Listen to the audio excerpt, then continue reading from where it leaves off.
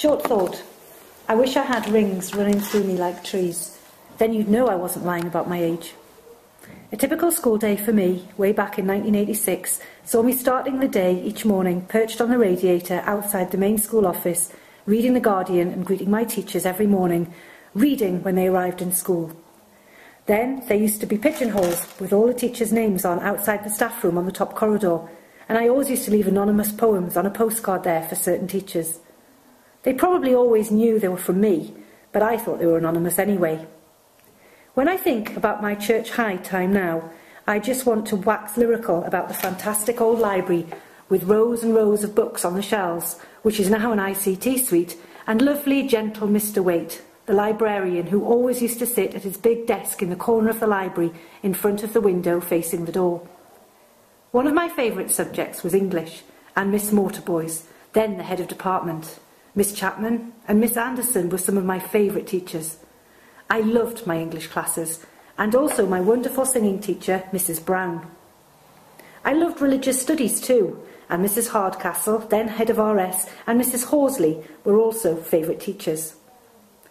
I've got really fond memories of the grounds of the junior school, as I remember it always full of trees where I played as a 9 and 10-year-old, and Gurney House, further up Tankerville Terrace, with its red post box outside. In the mornings, I always used to talk to the Lollipop Man and have fond memories of Ethel, one of the ladies who used to work in the kitchen, serving us our food. I know now I have a lot to be thankful to Church High for. It's clear to me now that my time there inspired and encouraged me to start writing. It was while at Church High, at the age of 15, that I started to write my poetry, after winning prizes in school and run by the Evening Chronicle 3 years running.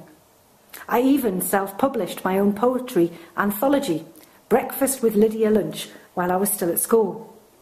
When I left school, after university, my experience of writing at Church High led me to break into journalism, and later I set myself up in business, selling second-hand books.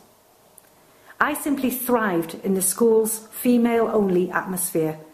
I appreciate that it is a deeply untrendy thing to say nowadays, but it's the truth. Church High runs through me like the growth rings of a tree, and the leafy trees around it certainly influenced my creativity.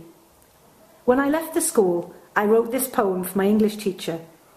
It sums up all that Church High meant to me at that time in my life, as change beckoned me into the wider world of work. Leaving Church High means no more guardians, or radiators left on in summer, or dirty mugs left in the common room.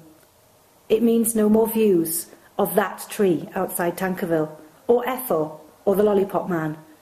It means no more noisy study periods in the workroom, or assemblies, or sneaking out the back door in lesson 6. Leaving Church High means I won't be the big fish in my little pond anymore. That's all.